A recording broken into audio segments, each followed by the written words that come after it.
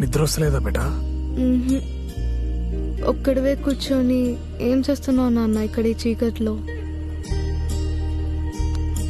ఆడున్నాడు చూడు మీ తాత, ఆయనతో మాట్లాడుతున్నా. ఏం మాట్లాడుతున్నావు? నీ కష్టమో పుణ్యమో ఇప్పుడు దాకా మేము చల్లగా బతికినాం. అట్లనే మా పిల్లల్ని కూడా చల్లగా చూడమని అడుగుతున్నా.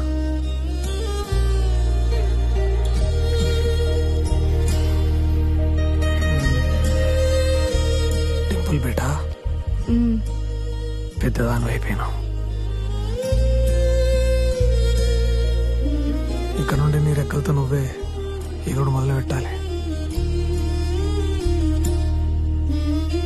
చూడు బేటా, జీవితం ఎప్పుడు ఒకే తీరులు ఉండదు. గెలుస్తుంటాము, ఓడుతుంటాము. గెలిచినప్పుడు మాత్రం అందరు నీతోనే ఉంటారు బేటా, కానీ ఓడిపోయినప్పుడు ఎవరిని పక్కకు రారు.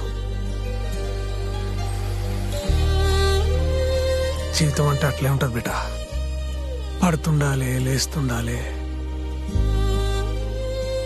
కానీ ఒక మాట మాత్రం గట్టిగా యాదించుకో, రేపొద్దుగాల నువ్వు నాతో ఉన్నా లేకపోయినా, అసలు ఈ దునియా మొత్తం నేను తప్పన్నా, నీ పక్కన అండగెప్పుడు ఈ నానుంటాడనే విషయం గట్టిగా యాదించుకో.